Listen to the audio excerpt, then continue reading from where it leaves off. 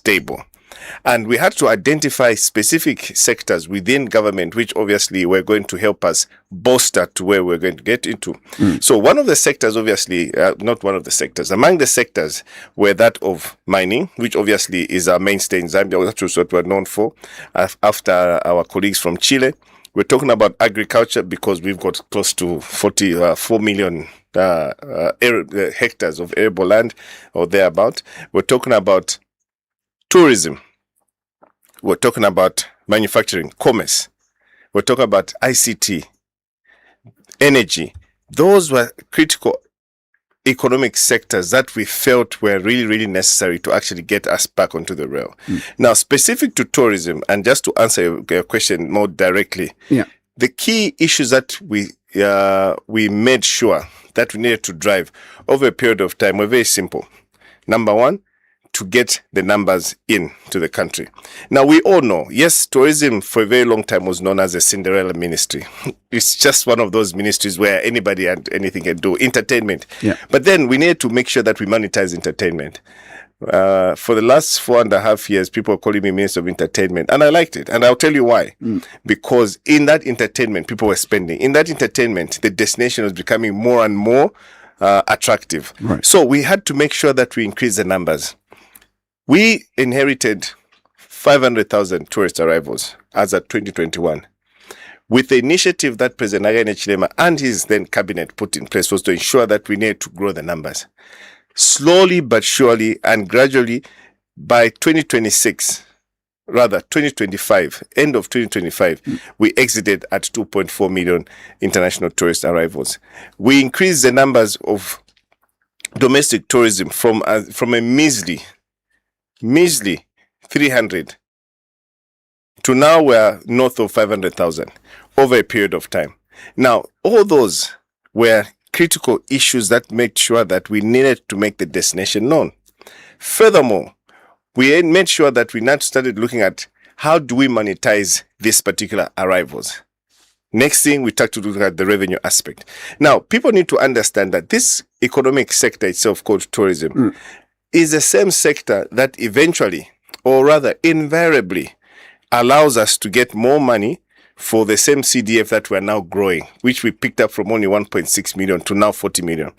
It's the same sector that we're drawing money to actually increase social cash transfer, which we picked up, which was sitting close to 400, which was only at 400 kwacha. Now it's at 800 kwacha. And I just heard that we're going to increase it to about 1,000. Is it 1,200? It's the same sector that also made sure that we generate money, which goes into free education. These naysayers were saying, where will HH get this money to actually support free education? Today, free education is now low. And we put our head on the chopping board. We need to make sure that we make savings.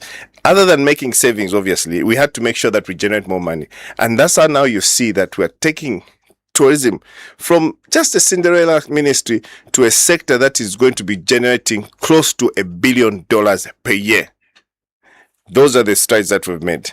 Today, we are north of 700 million.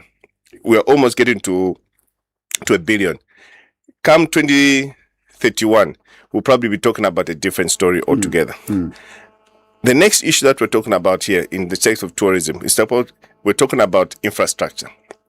The sector itself, obviously, the more numbers that you start getting into the country, Zach, whether it's local tourism or international tourism, it has to be met with infrastructure. And the president himself was very, very clear and categorical to suggest that, Minister, we need more accommodation establishments. We need more road access. We need more restaurants. Zach, you'll be shocked if I told you today that in Lusaka, just last year, close to 200 restaurants were open. I'm sure you didn't know that fact, but we have the records. Now, that in itself is an opportunity for us to actually now showcase to our would-be tourists to be able to go around these places. Not only Lusaka, we all know that places such as the Copper Belt have opened up. We also know that places like Livingstone have opened up. Those are some of the issues that we're getting into. Now, also, Zach, one of the critical, or rather, aspects that we realized most our successive previous governments could not take up was the issue of having to allow access into the country. today, the reason why we're seeing numbers coming into the country, obviously, is purely because of three critical ingredients: peace, security, and stability, which obviously President Hakainde Hichilema continuously talks about, and us in the UPND. Now, because of that peace, security, and stability, people are coming to the country. Now, how will people come into the country? Air access. You've heard the president talking about increasing the number of international airports, or rather airports, in all the provinces. People are ridiculing the UPN. They say, why do you want to do that? That is the idea. That is the rationale of us having to allow people to get into the country. The next thing that we did was, oh no, we need to remove visas. Naysayers were saying, but why are you removing visas? You're losing revenue. I said, but why are you not understanding this thing? Create a captive market first. Allow people to come in, then you'll be able to start now extracting the revenues that you want from them for the betterment of the people, the ones who've given us an opportunity to serve them. Now, that is what we did. We got into office with only 52 countries which were visa exempt. Today, we're talking about 167. Again, cautious decision that the UPND made, cautious decision that obviously is driving the agenda to increase more and more international tourists to come into the country. Now, we're also saying, what will it take for the Zambians now to stop leaving the country, but to enjoy their country? Zambia is a beautiful country. Yes, we have been told, and we consulted, I must make mention, Zach, we consulted our own locals to say, why is it that you always want to travel to Dubai, you go to South Africa, you go to Cape Town, Joburg, Cape Town, all these places, London, New York. They said, no, but Minister, I think Zambia is expensive. I said, why is it expensive? So we had to now engage. Now, that's another critical ingredient that we worked on. We ensured that we roped in the private sector. Now, roping in private sector, again, conscious decision. Conscious decision to suggest that create a platform where the private sector would be able to come to you and then they spell out all their problems and then you see how best you can resolve them. Some you win, some you lose. Some you have to reach a compromise. And that's the more reason why the UPND under Hakainde Hichilema created what we call the Public-Private Dialogue Forum. It was a clear toolkit to allow both government on one side and private sector to sit down and thrash out a number of issues that were hampering development. This government of the UPND, which we want to continue until kingdom come, is that government that says running a government should be pro-private sector. And it being pro-private sector simply means that you put the private sector in the driving seat. At the end of the day, the private sector are the ones who have the profit motive. They are the ones who want to generate money. And when they generate money, Zach, I will tell you, it's a no-brainer. They'll pay more taxes. Those are the taxes that goes to paying salaries for civil servants, healthcare. Those are the same taxes that go to paying socials. And that's the reason why we're talking about social to economic to social. So we had to work on all those critical aspects of the sector. And not only in tourism, again, intentional decisions were made in the mining sector, intentional decisions were made in the agriculture sector, intentional decisions were made in the energy sector, as well as manufacturing. Now that I'll probably harp on that, on those few critical aspects. Zach, today we're talking about the 2026 UPND manifesto and beyond. All those aspects of the manifesto speak to targets. For a very long time, people are shy of actually putting a yardstick to say, I want to move from point A to point B. Why would you be shy? You can only be confident of putting a target if you know what you need to do. And that's the reason why today the UPND has set out a 10-10-5-3-3-1-1 target. That particular target has all the bells and whistles to be able to get us to that particular number. But at the end of the day, the biggest 10 that we're talking about here is that of energy. Power. Power, power, power. Power powers everything else. Power will power mining. Power will power agriculture. Power will power tourism. Power will power the beef export. All those are very intentional things that President Hakainde Hichilema and us who were sitting in cabinet with him have actually put in place to ensuring that we drive this particular agenda. Well explained, and thank you very much. And of course, tourism numbers have improved significantly, you're right, since 2021. But critics argue that much of this reflects the global recovery after COVID-19 rather than government's policy. How much credit should the UPND really claim? Well, how's the global recovery? I mean, I'll probably use a very, very mundane example. If today you're not feeling well, right? Yeah. And then suddenly you're just saying, okay, fine. Oh, by the way, the same person who's got malaria, who's sitting next to you, is also recovering. But guess what? That person has actually taken medicine to recover. Now, we had to step in. And all this stepping in terms of us getting credit, Zach, I will tell you, the issues of visas was number one. People were not unable to come into the country. People had restrictions. Holiday makers today, Zach, I can tell you that the first things first that they look at is entry restrictions into that country. Yeah. And we knew that from look, we're fortunate enough to travel the world, so we know exactly what is going on. So it was a no-brainer. Yes, we had a few critics, but we said, look, let those critics sit aside. Only time will tell what we're trying to do. Tick. Credit to us. Next credit. The Ministry of Tourism, as I mentioned earlier before, was only funded a measly, maybe 250 million in the per budget? year in the budget from Treasury. Today, as at the 2026 budget, the Ministry of Tourism is getting 1.5 billion. Now, isn't that a government intervention? That's what it is. What else is the government intervention? Again, we're talking about increasing on the marketing spend. Yes, we hear about all these things where people are talking about, no, we're not putting on much money for marketing. But my boomerang question would be, where would that money come from? We inherited an empty coffer. So we had to choose whether we go to frills such as just marketing, or we actually spend money to where it matters the most. Where it matters the most is taking our children to school for free.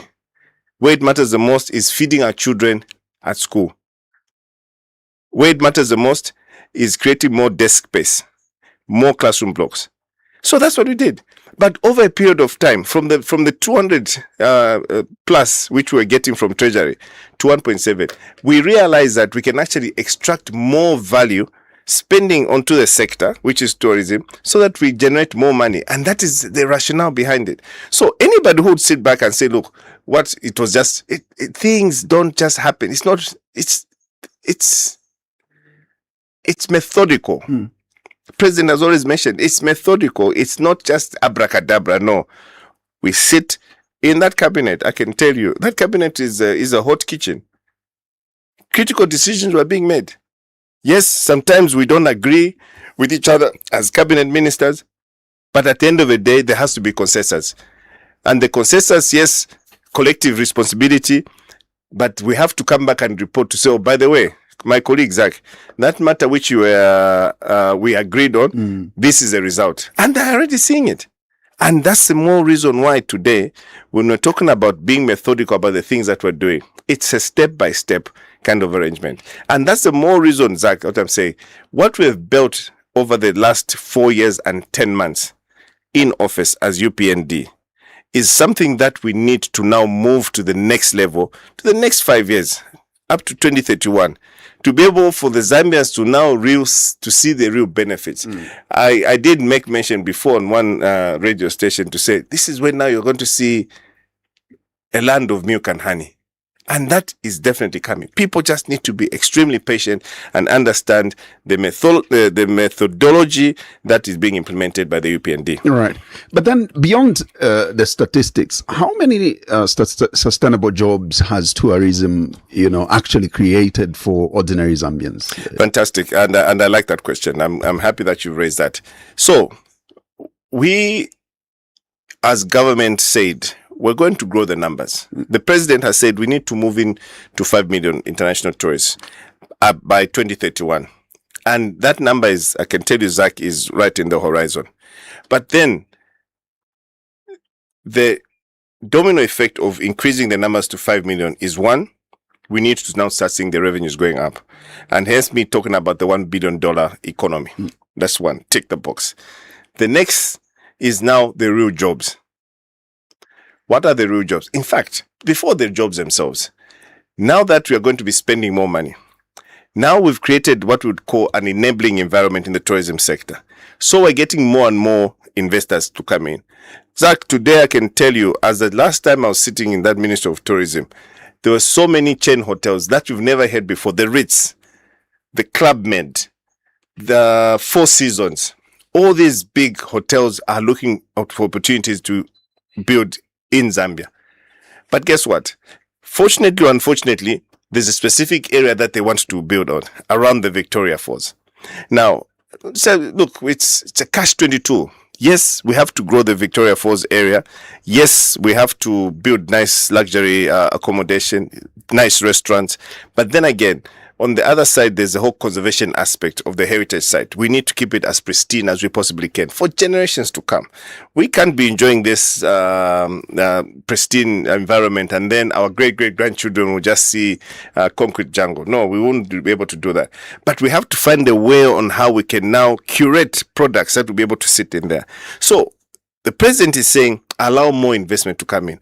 And that's the more reason, Zach, today, again, being intentional and methodical about it, we are also saying, okay, how best can we make it much easier for businesses to register in Zambia, to trade in Zambia? And that's how you found today that if you go to our good old office at Pakra, under a day you can register a company here in Zambia. And we've even gone further to say, look, Zach is a foreign investor. But guess what? We want Zach to land very well in this country. How best can you do it? Zach, you need to partner with Rodney, who's a Zambian investor, and be able to now enjoy the frills that I, as a Zambian, enjoy. Because today, if you're going to ask for an investment payment from the Zambia Development Agency, before you are sitting, well, I think they were asking for close to $500,000 in terms of investment pledge as a foreign investor. But if you partner with me, then we'll dilute you, and then we'll say, okay, fine. If the ownership, obviously beneficial owner, now that we have it in place, we should be able to now say, for a Zambian, and because we want to encourage Zambian investors to become more or less like pari passu, we're saying you is only $50,000. Now, $50,000, that's today's rate. Maybe you're talking about $50,000, about 200 pin or thereabout, 2 million. You are able to now get an investment license and then get all the rebates that you want to get so that you're able to invest. Because we heard the cries of the people of Zambia. Most of the SMEs were struggling because they were being pitted against foreign investors who ordinarily would be able to access money, which ordinarily would be probably be LIBOR plus 1%, which is far much cheaper than what we get in these commercial banks. Then also, because of all that intentional issues that we're dealing with, Zach, we've even gone further to now engage with the banks. For the very long time, Zach, the banks were not talking to private players within the tourism sector because they just thought like, okay, fine, these guys will come in with their money from outside, they invest and then go. But then there's Zach, who's a Zambian. They never paid attention to them. Today, I can tell you, the commercial banks are getting on board to start speaking to my operators to say, how best can we help you? How can we help you to spruce up your guest house, your lodge? How can we help you to buy transfer vehicles for your clients, game viewers? All that is being done. Zambia Credit Guarantee Scheme is already on board. Now, those are some of the things, Zach, which obviously as government, we've made sure that this is where we're going to take it. Then, your question now begs, real jobs. When you've got the numbers in, you've got the investment in, the infrastructure is in place, right? Then now the people come and work in. Today, within the travel tourism sector, travel hospitality tourism sector, we have in 2025, we employed over 164,000. The numbers are there. 164,000. Now, again, the UPND is all about numbers. Some people always rubbish these numbers. I don't even understand. They say, look, you can only argue with numbers. We got those numbers, and guess where we went? We went to Minister of Labor. I said, can we now look at productivity? We did a productivity report published, and it was an impartial report which was supported by ILO, EU, and everybody else. It showed those numbers. It confirmed to say this is what we're seeing. And one of the sectors which we're seeing outside the likes of mining is that of tourism, in terms of having to now grow the numbers of employed people. Those are the real benefits. Now, Zach, again, it's a mindset shift that we need to work on. For the very long time, I'll keep using this statement. You looking at tourism as a Cinderella ministry. If you've got a child who seems not to be doing well at school, museke nchaba endeko chabe vamchani, vav catering. Muleke na shekri vamuchani. But guess what? We're saying no to that. What we're saying here today is we need to have this child trained. This is a skill. This is the face of a particular country. If you walk into, I'll walk you through the whole cycle. If you arrive at the airport today, the first person you're going to meet is the immigration officer. And that immigration officer, surprise, surprise, has been trained by the Ministry of Tourism to be able to now assess and courteously receive that tourist to come into the country. Today, Zach, the Department of Immigration in Zambia is known to be the best immigration in sub-Saharan Africa. Arguably in Africa today, because our staff are always smiling. We hear that, we get that feedback. The next person probably is customs if you're declaring anything, and then your taxi driver. Now, those are people in our sector. The moment you get your transfer and then you get to the hotel, it's the concierge, the person, the porter who receives you, reception, housekeeping, restaurant, bar, anybody. Those are our people. Now, remember, we had to train these people. So it's not a case of just sending your child to go and do that. They have to be trained to be on the shop floor. And that's the more reason why within the ministry, again, cautiously and intentionally, we made sure that the pathway for our children was embedded in the Curricular Development Center in 2024. Today, you can have a child who will say, I want to be a hotel manager from the time they get into baby class. You start training them from there. You have a child who will say, I want to be an executive housekeeper. They'll be able to train. I want to be a chef. They'll be able to train. It's not just a by the way.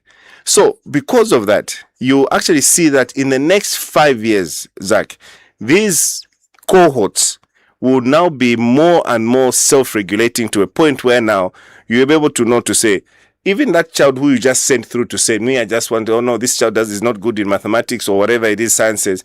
This child now will be able to say, I want to do a degree in hotel management, because they'll see the value. And we're also working with our colleagues from ZACWA to be able to say, if you are a hotel manager, your minimum wage should be this. And it's there. If you're a sous chef, if you're an executive chef, if you're an executive housekeeper, this should be a minimum wage. It's there. Those are the real jobs. So we're not working in a silo as Minister of Tourism. So we're working with Minister of Education. We're working with Ministry of Labor. We're working with ourselves as well, and Ministry of Technology and Science to be able. Now, technology and science comes in on the TVET aspects.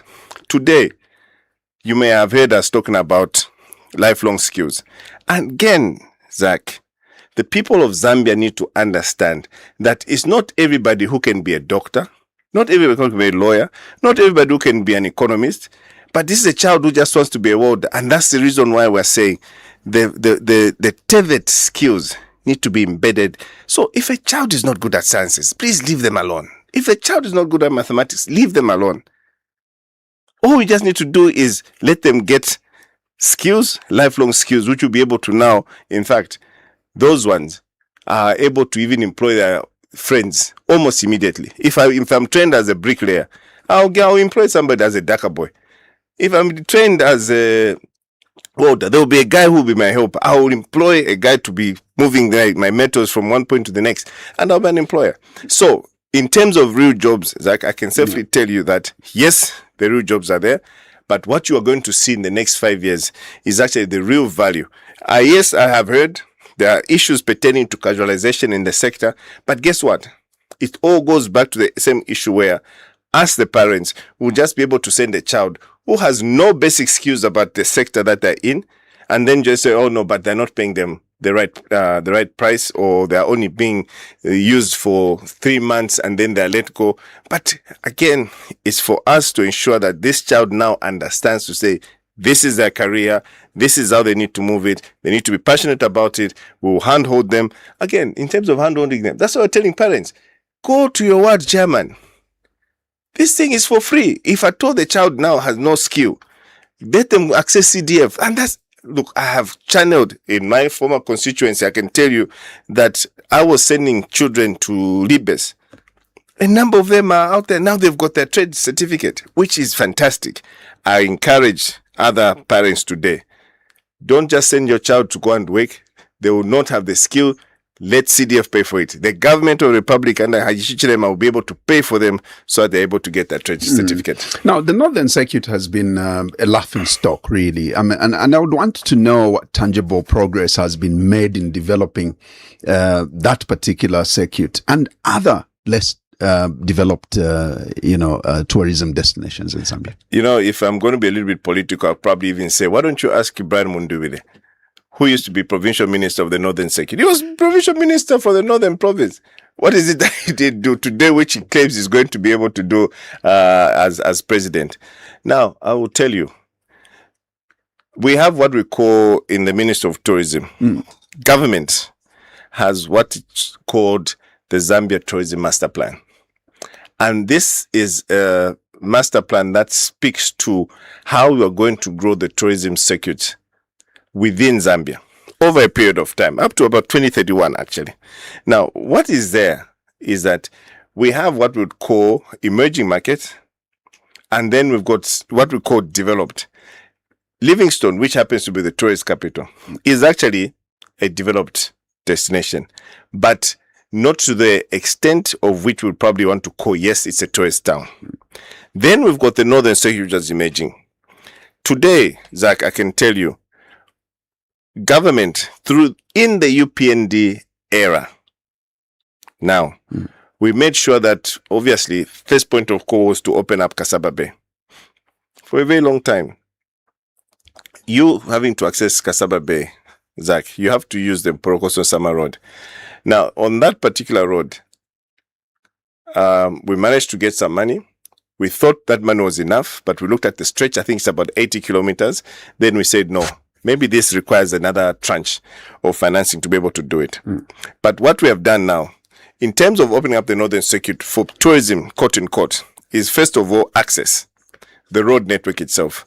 You may have heard His Excellency the President, Mr. Hakainde Hichilema, talking about other interventions which are looking at creating access to the roads. We've got the Mbala to, I forget that destination, to Kasaba Bay, Porokoso and Sama. That road obviously is gravel. On the other side now we need to do bituminous road all the way to Nsama to connect to Kasaba Bay. Today, the Northern Circuit, first of all, Kasama Airport. The president did make a commitment that we're going to work on Kasama Airport. Today, Kasama Airport, you can land and take off at any time. Next thing, we went to Mansa Airport. Mansa Airport, as we speak, there's a contractor on site. We're talking about Nakonde Airport. The fourth airport within the so-called Northern Circuit, obviously, and together with Samora Machel, which is the Mbala Zaf. Right. We're also talking about Kasaba Bay Airport. Minister of Transport and Infrastructure, Minister of Transport and Logistics is already on site. Design's already done. All we're just waiting for now is to disperse money and then they start building. So, outside the waterfalls of Victoria Falls today, the bulk, the over 400 plus waterfalls, which obviously we have in our country, many of them are actually in the Northern Circuit. The Lumangwes, the Tumbachushi, the Chishimba Falls, and all those other ones. Now, what has the ministry done? I know for a fact that all the access, first of all, we had to look at signage. People didn't know where these waterfalls are. We're talking about signage. Signage already put. The ministry was just waiting for the rains to end. As we speak, there's yellow equipment in those areas. The yellow equipment actually bought by the ministry to be able to now get those roads into motorable state. Zach, over and above that, we are calling on you private sector people to say, yes, we have a site. What can you possibly come to do here so that you generate more money and are able to now create a service for our people? It's not government. I keep hearing this thing where I say, no, but why isn't government building a hotel? Why isn't government building a restaurant? Government has no business doing business, Zach. We just want people. We create an enabling environment for you. Minimal infrastructure development. That is what we are taking into those areas. And we already have done that. Minimal is road network, water, and electricity. These three ingredients are what we've taken there. Early days when I moved into the ministry, we spent close to 3 million kwacha to build what we call the Tourism Information Center for the Northern Circuit. And we launched it. What has happened to it now? They wanted government to run it. I told the Samfya District Council, I said, can you please give it to private sector? They didn't want to listen, but slowly but surely, they are now getting to understand why I meant it needs to be run by private sector. All these things, we always say, government has no business doing business. Sometimes our local authorities can be a little bit stubborn to say, look, we can run it ourselves. No, you will not be able to run it yourselves. Just get your rates, get your taxes, get your levies, and you're happy. You're sitting pretty, and then you can pay your salaries. Let Zach run this thing. He's got the expertise. So we have done so much, but we need to do more. As we speak today, the discussions that we've had, which obviously are in the pipeline, with your blessings that UPND proceeds for the next 5 years, what we're saying here is we're talking about close to 20 kilometers of beachfront in Samfya. 20 kilometers of beachfront. We're going to dredge, remove all those weeds on that space. We're going to clean all that sand which is in there. There's so much debris on that space. Then allow all those colleagues of ours who are who are looking for a livelihood in terms of fishing, a different area where they're going to be fishing from properly.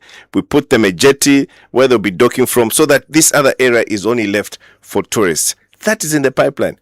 Already budgeted for, we're just waiting for money to be dispersed. Again, like I said, fortunately, the local authority is now warming up to the idea of the ministry, and you'll be able to now start seeing where now in Bangalore, people will be flocking there to actually sit at the beach, sunbathe, enjoy, are able to swim, are able to get onto their jet skis.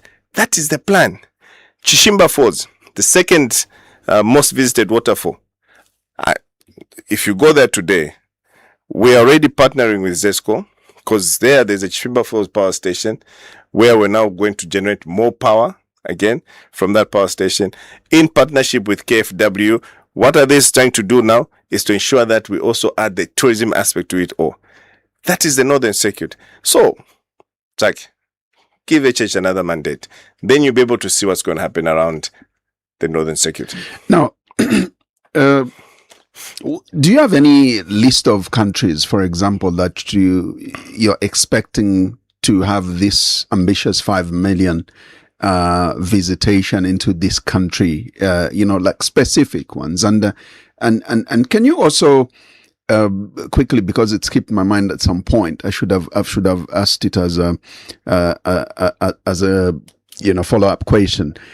Can you also point to measurable returns from visa liberalization and destination marketing as well? Now, when it comes to, do you have deliberate specific countries that you want to target in terms of obviously visa liberalization in order to increase these numbers and meet the 5 million target?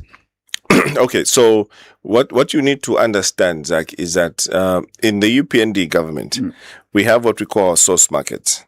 So over a period of time, we have a top 5, top 10 source markets, and I'll probably list them now, in certain order. You're talking about UK, US, South Africa, Germany, Russia, China, and so forth.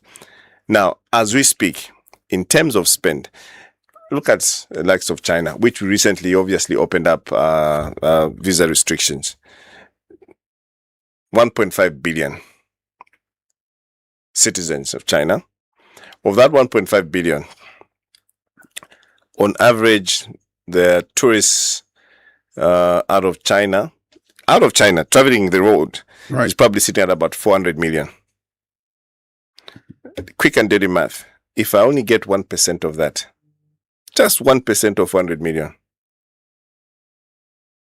I'm already sitting pretty. You talk about 4 million. Now, South Africa,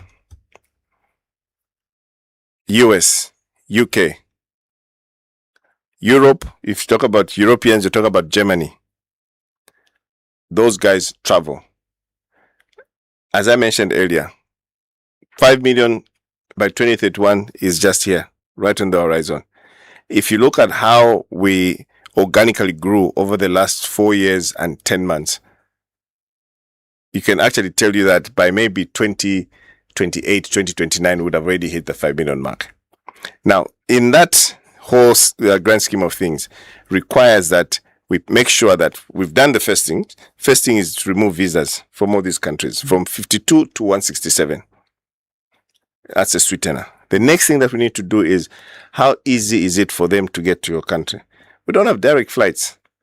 As we speak, Transport and Logistics has got what is called the Airlift Project, which is being spearheaded by the Zambia Airports Corporation and the Zambia Tourism Agency. All this is in an effort to ensuring that flights now fly directly. Imagine you've got a direct flight from China. Zach, I'm sure you and I understand and know that during our time, I'll call it our time because we're there, we used to fly directly into Frankfurt. And that's the reason why Germany is still on top of our source markets. We used to fly straight into New Delhi.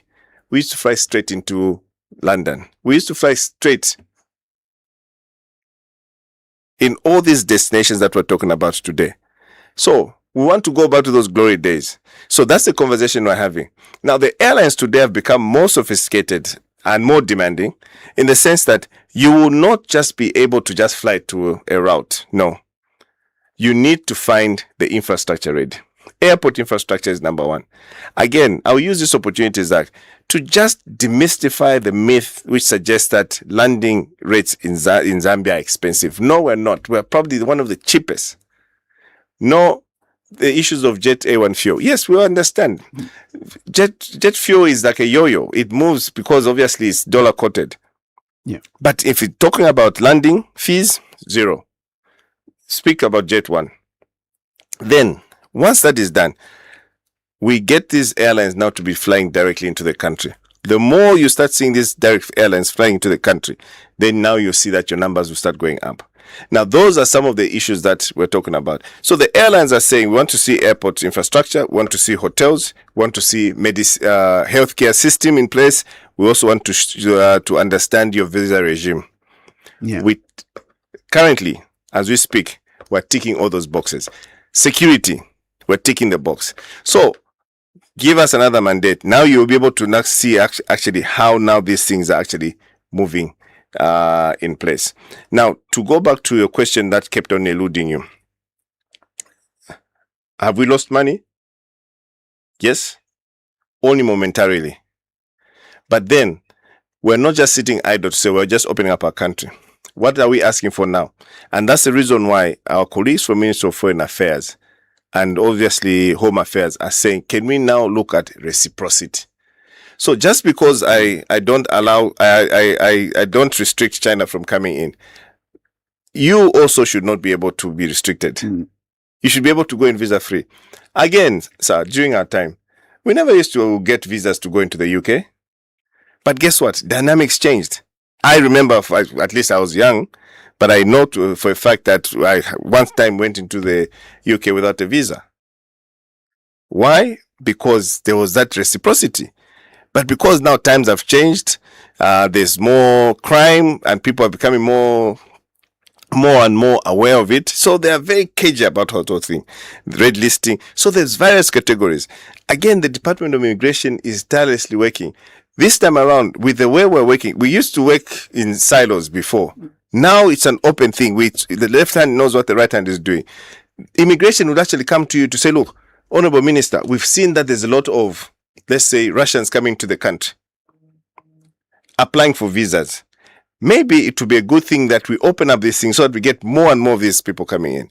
And I'll tell you, these are some of the countries which have high spenders.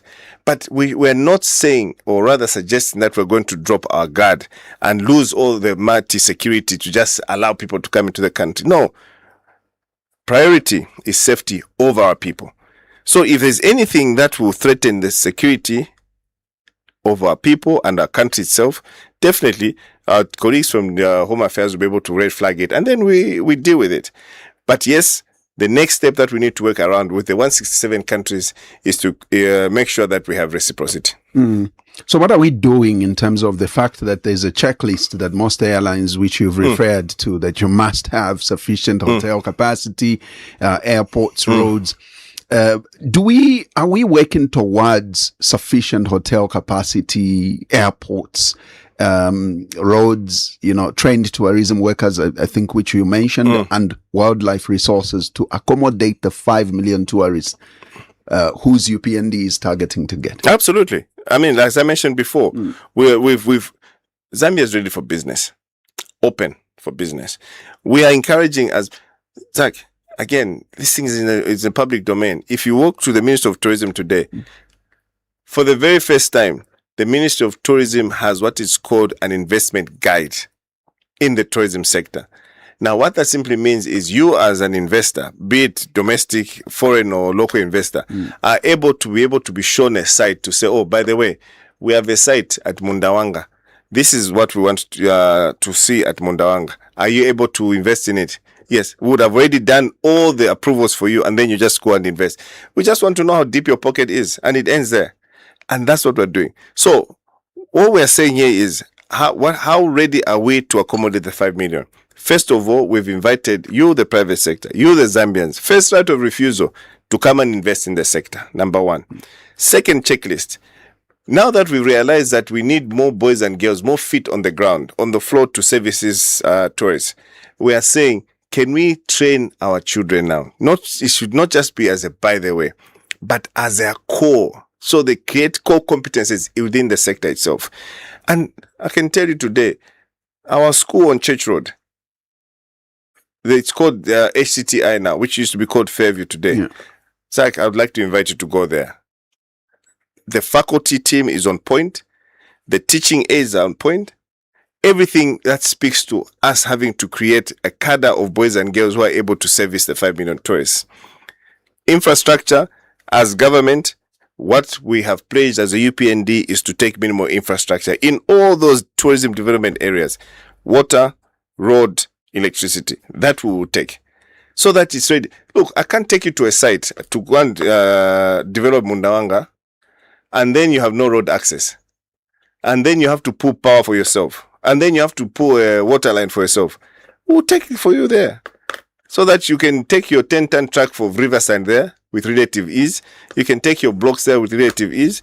And then by the time you finish building, you can power it up rather than having to start asking for permission to pull a line from point A to point B, which obviously is extremely costly. It's capex heavy. We are able to now do that for you. So I can safely tell you today, Zach, that the leadership of Haggai Chilema has actually pushed us into a direction where we just put our ducks in a row. If it's to say 5 million, that 5 million was not just a thumbsuck number. It's a number that was thought through to say, yes, this is what we're going to achieve. And again, it's a blank sheet of paper. Come 2031, I'll come back here again and say, oh, by the way, Mr. Sikumba, Honorable, this is what you're talking about. I'll be able to tell you, okay, fine, this is how we grow. And it's organic. It's not just like a number that's just spikes from nowhere. It's planned based on the resource envelope. And I just want to use this same platform, Zach. When people talking about marketing budget, you need to have money to market. So whatever money is available is what you need to spend properly. So in fact, over and above the issues pertaining to visas and the like, we needed to ensure that Zambia as a destination is on top of mind of people across the globe. And we ran a campaign, a fantastic campaign, which ensured that over 1 billion people in 2024 clicked to find out where Zambia was. People never knew Zambia. And I can safely tell you today also that thanks to President Ichilema, everywhere where we've traveled, just Zambia, HH, he's done his part. That's what presidency is all about. My guest is Honorable Rodney Sikumba. He is the immediate past Minister of Tourism, and we will be taking phone calls soon just to hear from you and if you've got any questions. Now, before we get there, this is off my script, just came into my mind. Again, we've had a complaint or criticism around the Ministry of Tourism not taking a role or not playing a role in global events that Zambia has participated in, be it sport, be it fashion, be it modeling, all sorts. There's been complaint that, you as a ministry which you headed has not deliberately taken interest in trying to promote the country and as a tourist attraction or destination. I probably wouldn't say we don't take keen interest in that. Yeah. I think what should be very clear is that government budget is based on this envelope. Yeah. And then when do they do it? By October, when we announce the budget, and then they're given ceilings. Departments are given ceilings, then they're able to now say, okay, fine, this is what we're going to do, XYZ in terms of budgeting. Now, Zach, even you, if you haven't budgeted to go to Livingstone on a holiday, and then Madame says, no, let's go to Livingstone, will you be able to take her to Livingstone? No. Of course not. So, what we have done as government and what we subscribe to as Ministry as what we subscribe to as the UPND government, rather, is that any opportunity that avails, that comes to us to be able to project the country to Kuchalo, as we always like to coin it, we'll jump on it. Now, we may not have that resource envelope, the cash value to say, okay, fine, Zach, here, go. Or we're buying a ticket, or we're going to do this. We may not have that. But what we have is that wherever you're going, more often than not, we always find that we have what we call our missions abroad. Those missions abroad are now able to extend courtesies for that particular envoy. Right. It could be sport, any kind of sport. It could be a beauty pageant. It could be anything. Once you go out there, then you're welcomed at the airport. You're given, look, instead of you getting on the queue, because you notified us, we write a note verbal to whoever, then they're able to now collect you probably from the tarmac, depending on the level you reach, and they're like, so there's all sorts of things. But also, if your concept came in much, much earlier, then we're able to now say, you know what? We have a partner in terms of company X who's able to do this thing. But remember, we have reciprocal relationships with hotels, airlines. Those are people who are within our ambit. Those are people who, quote unquote, are part of the sector. We should be able to say, okay, fine, we'll give you a rebate ticket to fly on airline X. Or we'll give you a discounted rate to go and sleep in, if at all there's Hotel X, which has a sister hotel in the country where you're going to. They're able to speak to each other. Those are some of the things that we have done. Those are things that we continue to do. But guess what? Those things need to be brought to the attention of the ministry well in advance so that we're able to plan it. Government systems, I'm sure that's why we learned of the word bureaucracy. Yeah. So you need to work with the bureaucracy of governments to be able to now understand, say this is what it is. And I've always said it, and I'll say it again. Government systems are slow. But when the wheels start to turn, they're unstoppable. Now, I was in Livingston less than a month ago, and when I visited the Victoria Falls, I started thinking around, okay, so this government is talking about 24-hour economy, right? Is it thinking about making Victoria Falls accessible 24/7, right? I was busy thinking how you would light up walkways and all that, so that,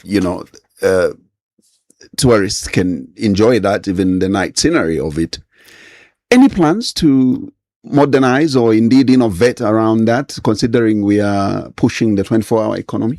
Well, I think you may have heard me at some point talking about when the whole 24-hour economy aspect came in, and now that we approved it as cabinet, my call was to use Livingston as a pilot city to get to the 24-hour economy, and why I said so was because some of the basic things that you need to put in place for a 24-hour economy, obviously, is security, lighting of the city itself, health facilities, the fire brigade, if you want to call it again, and then more so CCTV.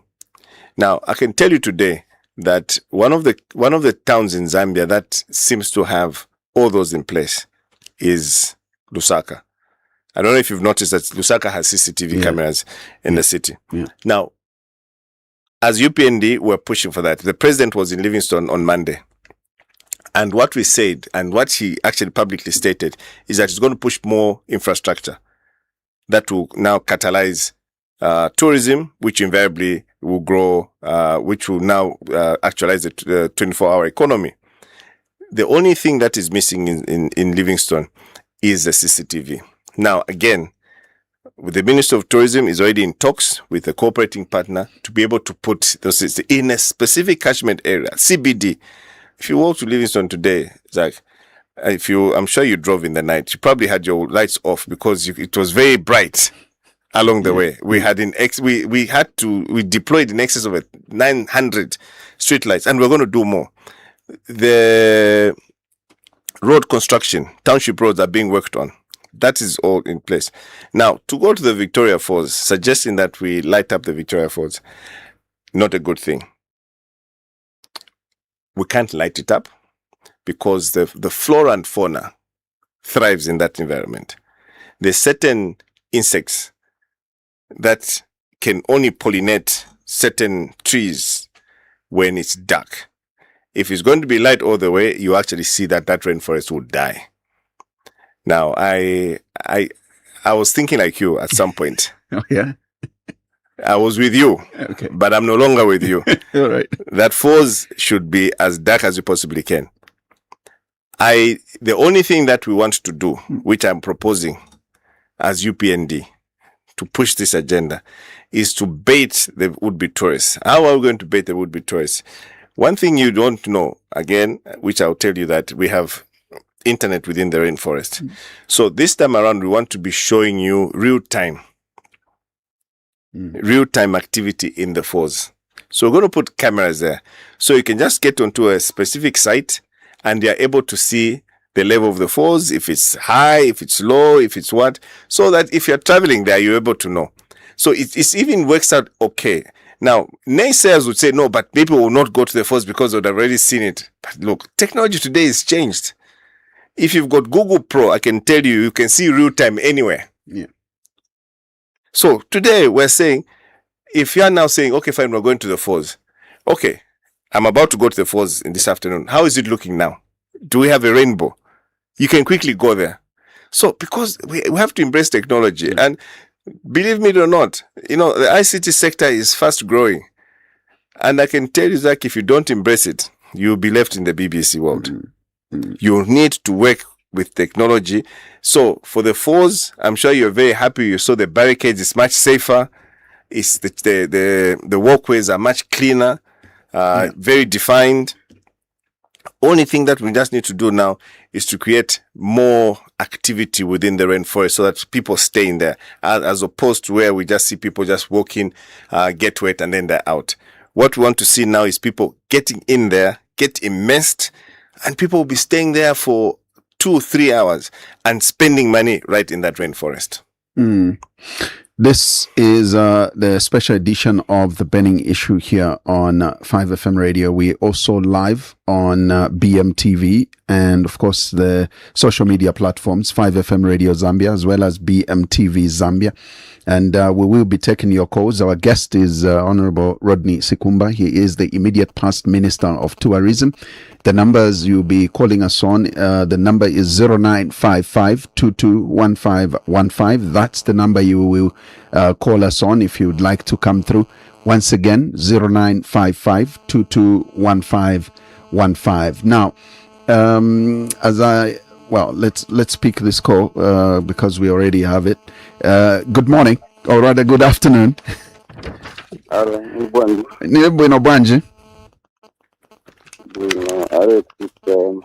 Ati bandani? Alex Kuchawama. Ba Alex Kuchawama. Ati bwanje. Sikumba muli bwanje. Ba Sikumba muli bwanje. Tichabe bwino ba Alex mulibwa?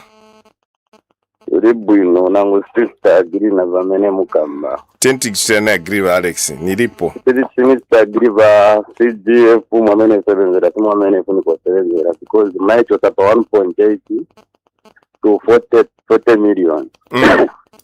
Now 40 million mwamene 7 monga ni 1.5 1.4 yenye kwa kudara tifuko amene mukamba amene mungene tabana maskuru ma skills monga mchawama vioneka social customer ndo amene batenga situbaona amene batenga ni makadi cash forward mukabwera mchawama amene basevenga ni bangati amene batabenefit ni cash forward nango tukapenda amene amunangeneka kuma skills kuma scholarship ni bangati so bamene sevenza ndalama tizeza amene funiko sevenza then tu according na mwamene mmakamira bayupienje na sevenza izi sifunika kuti tuzivionera na twavizinga binoculars for viona tunika tuziona hapa zioneka yayi so bamene mukamba netinichanavo agree munasevenze according na funiko kusenze lero tufunika tukuvotere ntifukwada bamene muzachita after 5 years na kupata tufunika tukuvotere bamene munachita muri 5 years itoteko yatipata ni chance lero mukazinga kaona zintu yayi why tunaziona muri 5 years yamene tinakupasari munatanga kuti muchitevonze manje mwambo pempa vuti mahezi yenangu imwe mapolitians kutrastani wastrastani vonse maboya tena boza amene makamba nivapima mapepa iviri paground andesi ngatuviona kwa paground yetu kuvotera so tivakuvoterani na vamene munachita muri 5 years iyi noti pagereko 5 years inangu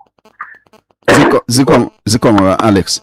I've got a comment on Facebook from Edgar Muitumwa, who says very informative delivery, Honorable Rodney Sikumba. The tourism industry is destined for greatness.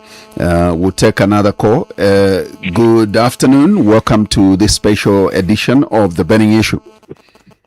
Good afternoon, my brother. How are you today? I'm fine. Okay, your name and where are you calling us from? Johnny Ngoma nangu bashmalani munomu ni Murusaka. Johnny Ngoma. Kwenda square. Okay. Mushani mkwai. Jife wino bashmalani, walishani mkwai. Mkwai na fumako pa beutu mkwacha constituency kulia. Kukwacha? Mtu waliko wa UPNG. Ngoma fumino kulandi no munandi. Muntu ngurusha abantu barechula mchao chesu. Cha Zambia chalo. Apa ishiwe buteko bwesu wa UPNG ubu. Bantu bachusha afya abantu ngamama na malaiti alarm kwenye wa UPNG ukanapitana kabiri abantu bali wila small business bonse bali wabantu mukopa belt kujanga mwaya abantu balechula abantu namwe ba UPNG bene balechula ama empowerment ya eri mulandayo katibusunga nikuisa yaba shuwa ngachako bati mulafunye mpiyeyo chishingo kwe bati mulafunye ma 40 million yayo ama control ngatachinja so bufi bonze vyo mulanda bufi ero abena Zambia naba kwatetira kecha kuvota bala vota bingi bantu uchuchu kapita abena Zambia wafulisha ero futi ngati wamivika po again tukapanga mistake uchuchu bukatira pa abantu bakachuro bubi so kuti mwamana kumuno kwebo kweba ati heko mule ya konsefye abantu bakira bakalipwa ero futi ba president katuishinga chako bati mulabeka likako bantu fintu balera ndama campaign fimbi iwa PF balepa abantu nga abantu balepa futi ba UPN gift balandira puninshi mamuneni nani waledi shobi mboli mwekala sokanala ndapo but isyakalefe baletwibukisya yo bapyefu bale myumanga mafumo ku takwa bakatiko kulanda filyawe no mulingira se at least mule campaign afi mule lande fumo atita ebu president iconic so apa rumwe shule izo kuvota payupendi mwalapo nafsi akarumbasi tamwaka pike na totera mkwani. Thank you, John Ngoma. Let me take one more, and then I can give you an opportunity to respond. The number once again is 0955-221515. This is a special edition of the burning issue, and our guest is Honorable Rodney Sikumba. He is the immediate past Minister of Tourism. Hello. Yes, boss. How are you? I'm fine, thank you. Your name and where are you calling us from? This is Muviana Muhongo, a former student at Zambia Institute for Tourism and Austerity. Oh, okay. Yeah. Please go on. Honorable, how are you? Good, Muviana. How are you? I'm fine, thank you. I just want to comment on the issue which you have spoken so far. Honestly speaking, on my side, my perspective on what Honorable has done so far, it's really, really amazing. Because from the time that I got enrolled at Zambia Institute, things were a little bit down. But after some time, I got to meet up with Honorable, and then we went even at Mulungush Conference Center where we had the summit. He explained about the massive development that he's trying to bring. And one thing that we have to understand is that development doesn't just come there and then. It's a process. So there's a lot of innovation which have been done at Zambia Institute. The painting and everything. The cooperation which has been brought. How many students so far have been supported abroad? A lot. So on my side, I know things at the moment they are hard for me, but I always believe to say things will be better. So the only appeal that sometimes I always think about that I have to give is why is it not that, let's say, in as much as you are fighting to bring development, why is it that in the tourism sector, why don't you advertise to say, okay, we want also to let's say to put one hour to school, those who have already graduated, tourism sector, that kind of thing. On that one, I think if it is done, everybody will be so happy. Me, I'm a student, I'm a youth. I don't have just to sit down because the government, they will empower us whatsoever. I have to work extra hard so that we can meet up at some point with the government. Then as we are meeting up, development will be there. So the problem that we are having as youths is that we want to say we want the government to empower us, we want money from the government, but us ourselves, we don't want to put more effort. That doesn't work like that. Because how many students, how many youths are there? There are millions. So you yourself, you need first of all to put more effort. When the government will not sure that there's somebody who's putting in effort, then they pick you from there. That's how it's supposed to work. So, Honorable, do not give up. People always say negative things. You have first of all to put more effort, then the government will see you. So for me, I like the way Honorable Rodney Sikumba works, as well as the way he's coordinating with the Zambia Institute there. He's a very friendly person, and he suits the industry. Thank you so much. Thank you very much, Muviana, for your contribution. And in line with what Muviana is saying, now that you have to respond to these questions, is how much has the government, the UPND government, put in place in terms of policy to protect local investment, especially in the travel agency department or area, where we've seen, I think, more foreign investment when in fact we have adequate and more capable locals to actually do the jobs like, air ticketing, and stuff like that. That's one question I thought I should add to. All right. Thanks a lot for that, Zach. I will start with our colleague Alex from Chawama. Right. CDF Spy Owner, Peter Chabe. I'll probably answer two questions almost at the same time with Vashimalan. Yeah. You see, Zach, what I have experienced, now I'm going to use experience as a former member of parliament for Livingston constituency. Yeah. It's always extremely difficult to share X amount of money. Now, as we said, the 40 million that we're talking about here for CDF is not all the 40 million that goes into grants. It's split. It's defined. There's grants, there's loans, there's community projects. And obviously within the grants and all those things, there's the youth and then there's the women. There's the bursary aspect as we go.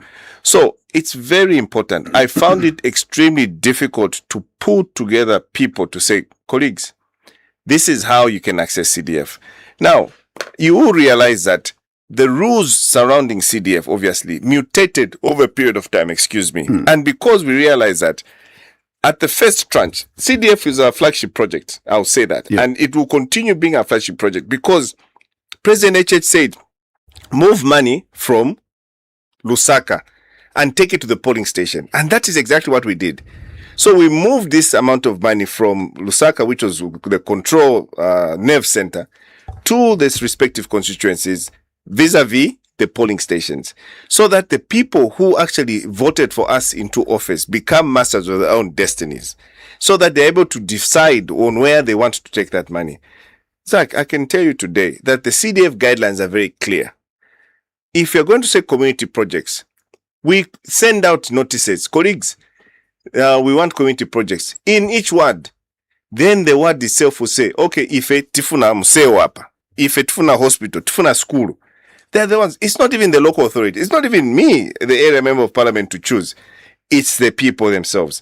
Now, once that is done, in collaboration with the ward development committee, in collaboration with the ward councillor, then they'll be able to decide. Now, we were talking about the bursary, the CDF. Government will pay for them. You, as a parent, should be able to go to the ward development committee. When the WDC calls for a meeting, ndipo mene muyenda ine bana banga aba bali 5 aba bana mapepa manje niibe yo walipirira so ni pempa, and then the guy will compile, send it to the council, the CDF committee will now review and then send it to the school. Very simple process. The challenge that I found, I'll use Livingston as an example, is that when these meetings were being called for by the WDCs, and these WDCs are elected by the community themselves, abakuchawama wakambati imumuwadi umu the chairman watu ni ndani ni Zaki. So nga tumina ma issues yendani kuli Zaki wamene mumpelekena mapepa. And then he transfers them now to the CDF committee, and then before you know it, vichitika. This rumor of saying CDF never cut the chabe. CDF, the president has said, is for all, for as long as you are Zambian. And this is the reason why ngatumisha apply for CDF. Ngatumaka mbati boya na membership card ya UPND so that we approve it. No. The WDCs are apolitical. When I say apolitical, they are non-partisan. We know that. These elections for WDCs are managed by the local authority and not the district chairman of the UPND. No. These are apolitical people. So, my request, Alex, ngati WDC chairman wa msimu muziba, tizamu sakira. Mutume ku 5FM, mutipase namba so tizamu sakira. And we are lucky manja hapa. So, voterani ba Ebonga ndu kuchawama kuja. Bameni wazabwera as your new MP kuchawama kuja. Then we'll be able to now say, sakirani wa Alex haba, wenzo kama CDF spy owner. Tizae, ma CDF mchawama muja. Anachitika. Even when kwenze uyu MP uyu, nindanu uyu, nundwe. Muzanu zati CDF send, anachitika kwenze ushita launch ma project amene paja. The MP was not UPND. But my project were under his constituency. So, colleagues, let's agree. Alex Nzami Sakirani Mutawama Mipezeni. Edgar Mwituma, thank you very much, colleague. And I think it's very, very important that people understand that the numbers are growing. Look, at the end of the day, it's not HH's numbers, it's not Sikumba's numbers, it's the numbers for the country. The money that we're generating is actually going to go for the benefit of our children and our children's children. And that's what it is.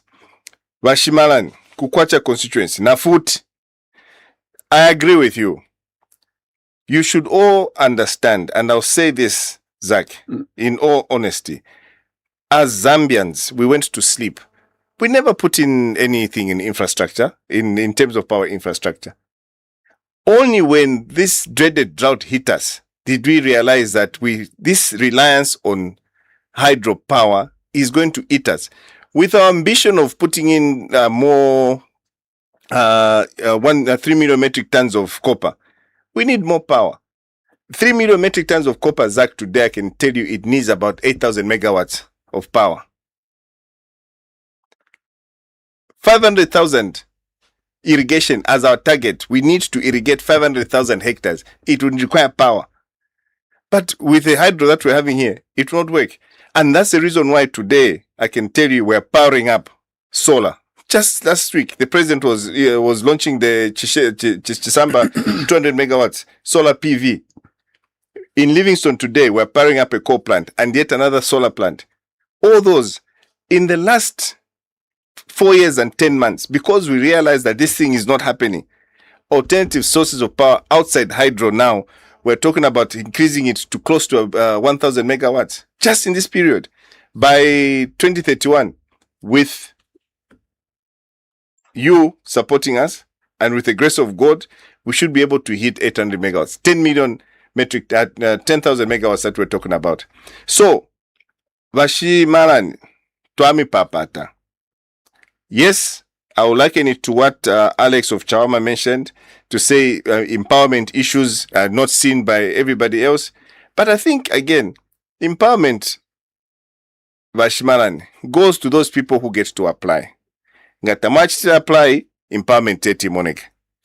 These are constituencies, obviously. Kwacha, we had our MP there. Now, you shouldn't go there as a political sympathizer. You go there as a member of that constituency to say, I live in Kwacha and this is what I want. Until that time when you are rejected, that's when you say, okay, you people, you've rejected me.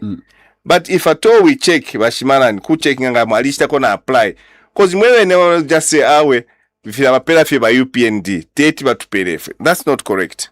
We want to give we want to have equitable distribution of our resources to everyone, irrespective of their political affiliation. That's what people need to understand. So, you are not making a mistake by voting for UPND. You are not making a mistake for voting for President Hakainde Hichilema. Vote for President Hakainde Hichilema and you'll be able to see what benefits you're going to generate. Mubiana, thank you very much. I'm very, very elated to hear a student actually speaking to what I was speaking about much earlier. I said, look, we needed to intentionally cultivate. We needed to intentionally curate a process that will be able to allow our kids now to say, this is what we want. But I hear what he says. At the bottom of everything that he said, we now need to create a pathway for them to find jobs. Real jobs. And that's what we discussed much earlier, Zach, that we need to have the real jobs going on. So, Mubiana, thank you very much. And we're definitely looking forward to finding you the real jobs. Zach, just to quickly speak to what you mentioned here. Right. I think, again, I touched this on this matter much earlier. When you're talking about a foreign investor who comes in, and then you've got your local player. We are inviting the foreign investors to partner with our locals.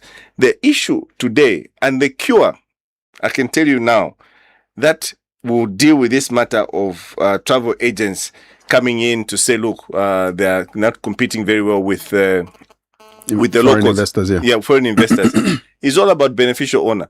So these international guys will come in, but then we will not know who the actual owner is. You just hear the Zach Travel Agency. But guess what? There's somebody at the back of Zach Travel Agency. But with the new law that we put in place, which talks about the beneficial owner, then we'll know to say, okay, fine, who holds the 51% share of this particular company? Is he local? So if we do a deep dive, Zach, today I will tell you that we've got our colleagues who are not, quote unquote, playing ball. But yes, I've heard this story before. and you find that these big travel agents are coming in with cheaper tickets, and then our local ones are not able to compete, and even not being able to compete for tendering for some of these particular projects that you need to have. But this is something that is well on our radar, and we'll be able to deal with it. Right. Let's take some more on 0955-221515. Good morning. Good afternoon. Oh, good afternoon. Sorry, I'm so used to being on the burning issue in the mornings. Pardon me. Yeah. Your name and where you calling us from? My name is Mwamba. I'm calling you from within Lusaka. Mwamba from within Lusaka. Yes. If I'm allowed, I just have one or two questions for the whole. Come again? I'm saying if I'm allowed, I just have one or two questions for the Honorable. Yes, and please. then I can take out my heart. Yes, please. Although your line is not very good, unless do you have your radio on with you where you are? No. It's I'm in the top, so it's quite bad. Let me just maybe remove the headset. Okay. Hello. Okay, you can. Yeah, now you're better. clear. Yes, please. Go ahead. All right. Good afternoon, Honorable. Good afternoon, Mwamba. How are you today? Good, thank you, sir. So I stand to be corrected. Is the hospitality industry under your ministry? Yes, it is. As in restaurants, hotels? Yes, it is. Okay, I have one concern. I'm one person who's been in this industry for a long time, and my cry is that we've been forsaken. Nothing really has been done for us. Imagine working in a place whereby I get to sell one bottle for as much as my salary. You get the point. Example, I'm working in a place whereby we're selling a bottle for 1,000 and I'm getting paid that 1,000. Honestly, is that fair? And here I am, I'm a single mother. I've got a child I have to take to school. I have rentals to pay, and the government doesn't do anything. I remember some time back, there was a law that was passed that there should be service charge or restaurants and all these eating places. But honestly, I feel hotels abide by that law than restaurants and other hotel industry, which is unfair, very unfair. What is it that the government is doing about it, or what has it done about it? I think, if I'm not mistaken, most of the people, maximum in this hospitality industry, get paid the 2,500. In Lusaka, how do I pay rentals, pay for my child's school fees and upkeep in that 2,500? And if something goes missing in that place or we have shortages, I get to be deducted from that same 2,500. I am crying, and if I was asked right now, I have never had an opportunity to meet anyone I could put this across. It's like there's better things that the government looks at than other people, but they remember us when it's time to vote. Please, look at the hospitality industry. We're also human beings. Even if people look down on us, we're human beings. We need your help. We need your help. Thank you very much. Thank you, Mwamba, and all the best today. Right. There you have it. And allow me to take another one on 0955-221515. And quickly, as I wait for the next call, let me read a comment on Facebook. It's by Clara Boston. It says, well spoken, honorable, and indeed, Zambia is yet to see the very best from the UPND government. The progress made so far is encouraging, and I'm hopeful that the next 5 years after the elections will bring even greater development and positive change for the country. Keep up the great work. Let's take another call. Good afternoon. Good afternoon. How are you? Fine, thank you. Please share your name and where you're calling us from. Okay, I'm in Lusaka. Charles There is my name. Charles. Did you say Charles? Yes. Charles, yes. Okay. I've missed the name of Honorable Sikumba, Rodney Sikumba, the immediate past Minister of Tourism. Okay. I think good afternoon. Good afternoon, Mr. Mbera. How are you today? Though I don't support your government, but I would love you to take care of things that the Zambians are going through. The lady that has just from giving you the insight of this food industry department, I don't know whether it's the labor commissioner or the minister of labor who have failed to check on the happenings in these places, because a lot of these companies are really treating our people badly. They think like they don't have people that can speak on their behalf. Our sisters, our nephews, nieces in these industries are suffering day in, day out. We see them going in these KFCs, Hungry Lions, they go through a lot. When it comes to salaries are low. On top of that, whatever, sometimes these same managers, our people, sometimes our own black people who happen to be managers, a lot of them are cowards, because they fond of supporting these foreigners, trying to be good to them, and yet our own people are suffering. They can even reach the extent of stealing pieces of whether chickens or something missing. The manager is the one who benefits from those missing pieces, and the people who were on duty during that particular hour are the ones that will suffer to pay back for those stolen pieces. And yet, our everything that is happening. So my plea is that you leaders who are given chances to work for us, don't work for the sake of the party, but have a big heart for the land, for the people of Zambia who put you there. Thank you, Charles. I need leaders that have a big heart for the people of Zambia. Please, the whole department of UPND, a lot of people that were appointed in this department have neglected their duties. Few people that showed leadership, a lot neglected. So we don't know where we are going. If you will continue praising the foreigners, mistreating our people, mistreating us, then where are we going? So please, Honorable, if you have that different heart for your voters, for your people, please secure them. We know that you might have different maybe departments and whatnot, but we believe as a leader. I remember Minister of Labor. People were shaking, but this time around, everyone can misbehave, can do anything. Our people are suffering. You can see the cost of living. This lady was just talking about his salary, her salary. What are they going to do even after deductions of maybe shortages? But the government is quiet. And you are telling us that you are working. What are you doing, Honorable? Thank you so much. Thank you, Charles. Thank you very much for that. I can take the last two calls, as we heading towards the close of the program. Our guest is Honorable Rodney Sikumba. He is the immediate past Minister of Tourism. Let's take some more. Good morning. Or rather, good afternoon. Good morning. Mkwai, Fofine. Mulenga, the voice of Rapula. Mulenga Kale Mkwai.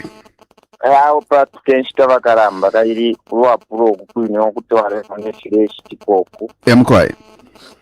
Yawe, Sikumba, I guess, and that Java Mulenga Vadim Field.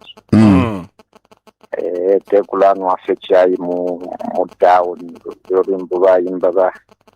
Ishingani vati ati mwaikaira fyokulano chai murusa ya ukuisa kuiria shinomba because katishina nindondorola kare mulenga the voice of Rwapoli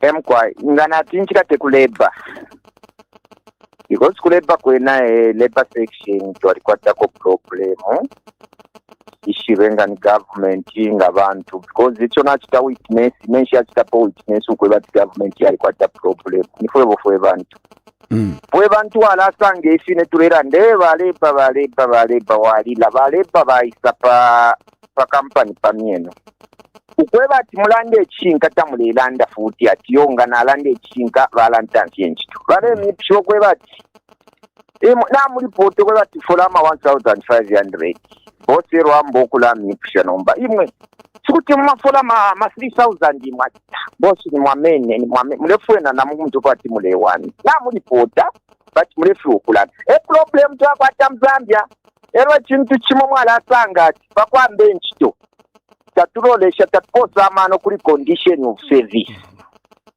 tuisa mukuyibukisha twaiba condition of service nishinawamba kali okubomba n'omusungu nakwingira nakwingira monso atishinga nimakaputula mumasheni wala okulanda sometimes balaisa kwe bakisaina amazambia nti walikwata ignorance tulasaina efintu yoso tawuberengere especially nga pali fenda lama wampati kuli ukufola ta ushite ne sio le sai na wao kai minja lama ngana pose shitani bala tu kumpera tule sai ne sio tule sai before taula sai na wabelenga before taula yambe sto tule tumwe boss condition of service iyi neri ashiri akulala ndavyo yakuwafe no mutima muzambe pakafenka bombe company that's why fwebene tule tumchikana basungu fwebene because ifwe mazambiani na ishvati fwebene twalipo sira tulanda muchibemba ati umusungu yapata muntu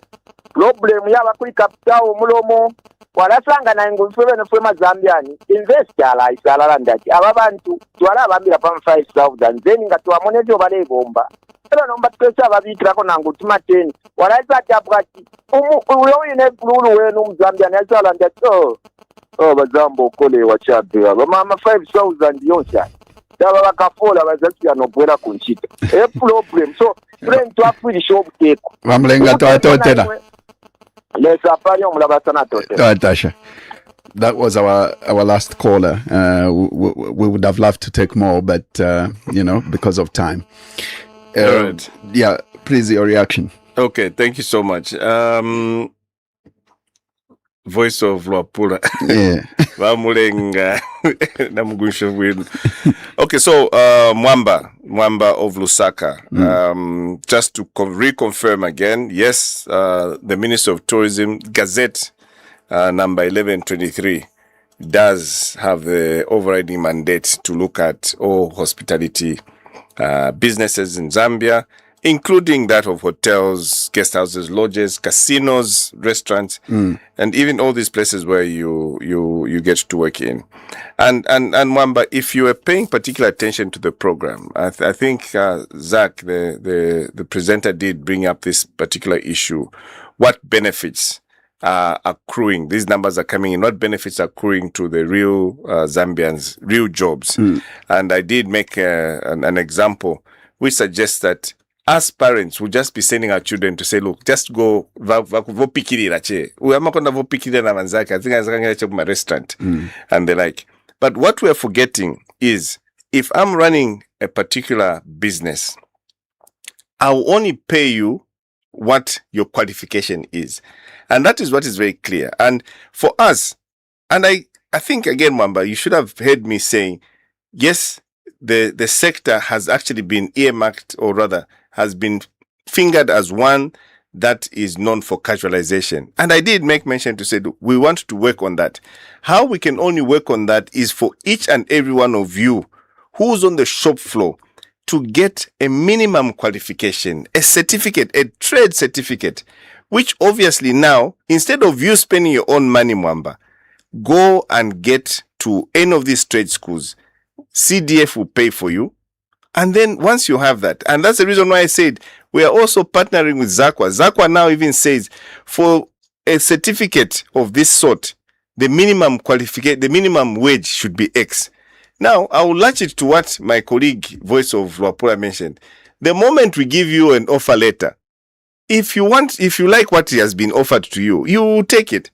If you don't like it, you will stay away. And that's what I was talking about.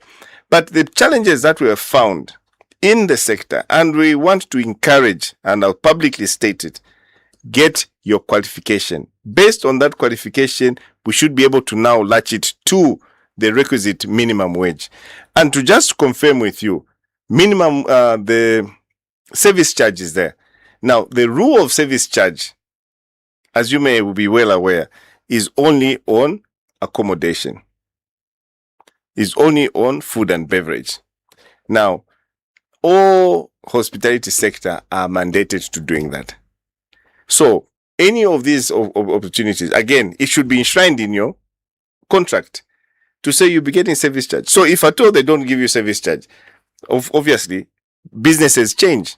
Again, I would liken it to what Mulenga said. Please read the fine print. I have been in situations, Zach, where a young man says, we haven't been paid. Why haven't you been paid? Then I said, okay, fine, give me all the documentation. Surprise, surprise. The man doesn't even have the contract. I said, but what are you doing there? No, I've been working for 3 years without a contract. How can you sue this same employer of yours? So I would like to encourage my many colleagues, young boys and girls, Mwamba included, please, if you need help, go to even as at earlier tomorrow, there's people at the Ministry of Tourism there. Go and explain to them what the situation is. Then we'll be able to work around it. Now, remember also, that's issues of labor are not our mandate. But because we are overall in charge of the sector, we should be able to now get those information and then pass it on to our colleagues, the labor commissioner, who will be able to investigate if at all what is obtaining there is not correct. So please, we have not forsaken you. No, we have not said we don't care about you. If there's any sector that I personally and the president is very passionate about, is that of the tourism sector. Clara Boston, thank you very much. Zambia is yet to see the best. And again, just I liken it to what another caller did mention, that we can only but build on the gains that we have. And that's the reason why we have to elect the UPND and HH, building on the gains that we've already made, as opposed to going backwards. We can't afford to do that. It would be disastrous, to say the least. But Charles Mbewe of Lusaka, who says he's not supporting UPND, but Charles Twami Papa Tabriz, Bururu, Sapotani UPND. Hospitality sector, conditions of service, I think I spoke to it. Right. We are definitely going to work on them. UPND has a different heart. HH loves you, HH cares, and HH will deliver. So please ensure that you support us. Give us an opportunity. Yes, we may have not touched you at some point. We may not have given you the opportunity to speak to us to say, this is what my issues are. But be rest assured that we now know better the kind of leadership or the kind of problems that the Zambians have. Now that the economy is stable, we're able to now understand to say, this is where we need to put in money more so that we get to grow. Yes, the last one, saving the best for last, Wamulenga, Voice of Lwapula. Thank you very much for that. I could easily adopt what you just mentioned, your sentiments as my own. Highly encouraged. Zambians, it's not just in the hospitality sector, I can tell you, it's everywhere. I will tell you one thing for a fact. Even housekeepers, the house helps at home, the gardener themselves, the law is very clear in Zambia. For as long as you are working, this is law. I'll probably single out also. Anyone who is employed in Zambia should have a minimum of a 12 months contract. The Employment Code Act suggests that if you've got a contract, it has to be 1 year, no less than 1 year. The law is there. And then based on that, there's even a rule of a minimum wage. And it's got categories. House help, gardener, all those categories are there. Please find time to read that so that when you get your employment contract, you refer to the Employment Code Act to say, but this contract, the minimum wage is so much. But I go back to what Wamtare said. Kulimpia, if I don't sign, they'll give somebody else. It's very competitive. But remember, I've done it before, and probably as my parting words to the youth of Zambia who's looking out for opportunities, sometimes it's good to put your foot in the door. The moment you get into that job, wake yourself up. Before you know it, you'll actually be a supervisor. But because we are wired in such a way that we just have to get into the job, fat salary, good conditions of service, and by driving a car, it doesn't work that way. I can tell you for a fact, when I left University of Zambia 20 plus years ago, I thought I was going to get a fat job. But guess what? The reality dawned. It never happened that way. Until I even left my employment at 35. That's when you realize that actually you need to work your lungs out to get to a certain level so that you're able to do it. And then also, HH is saying, yes, jobs can only be given to so many. But sometimes, learn to be an entrepreneur. Learn to work for yourself so that you can actually employ others. And then you'll be able to understand to say, look, you can only pay salaries based on how much profit that you make. And that's what businesses are doing. So, ladies and gentlemen, I think it's very, very important that you get to understand government is with you. The UPND government, President Hakainde Hichilema, is with you. My request is you give HH another mandate, you give the UPND yet another mandate to rule for the next 5 years. And be rest assured that all these concerns that I've heard today on the program will be able to be put to rest. Yeah. And as we close, are you on any campaign trail? Also, it was not expected that you would be aggressively campaigning because then everybody expected you to be a very frustrated Sikumba for not having been adopted. Well, again, just to correct. Yeah. I didn't apply. Oh, is it? So I chose not to be adopted. That's number one. Why so? Well, I think, you see, when you see a lot of competition, I'll probably give you a very good scenario about Livingstone. Yeah. Livingstone was only one constituency for the longest. Yeah. And then now we have two constituencies. But as we were still debating Bill 7 for us to get more constituencies, I had in excess of about 15 candidates under the UPND who wanted to stand in Livingstone constituency. So you can imagine the fierce competition that was there. As sitting cabinet minister, it was definitely easy for me to quote unquote bulldoze my way and really contest. But then I realized, I looked at the bigger picture. In my own words, I always say, seek ye the presidency first, then all will fall in place. And that's the more reason why, having declared by President HH that he wants 5 million votes, he needs all hands on deck. And he needs a national character. So the likes of me is one person who has traversed the country with President HH for a very long time. When I speak to people, people get to resonate with me. And I thought, why should I not spend time to garner the 5 million votes as opposed to looking for only but 48,000 votes? So frustration, nah, not there. All the best as UPND, now that we've got elections coming up, and we can only wish you all the best. And of course, we wish you even more better opportunities. Absolutely. We know that the fact that you are not an MP now, you may not be guaranteed of a ministerial position, but only if the president wishes to nominate you now.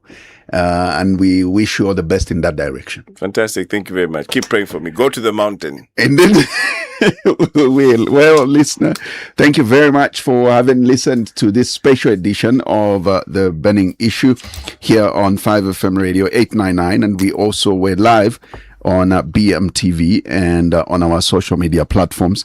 We are back next week with both the Tuesday and Thursday editions at 10 hours. But, well, anything can happen. Who knew that we will definitely be having the special edition at this hour? So look out, and all you need to do is stay tuned. We will definitely be back. And from all of us here, it's take care of yourselves and more so of each other. Bye-bye. The views and opinions expressed on this show do not represent those of the station, its management, or affiliates. No copyright infringement is intended.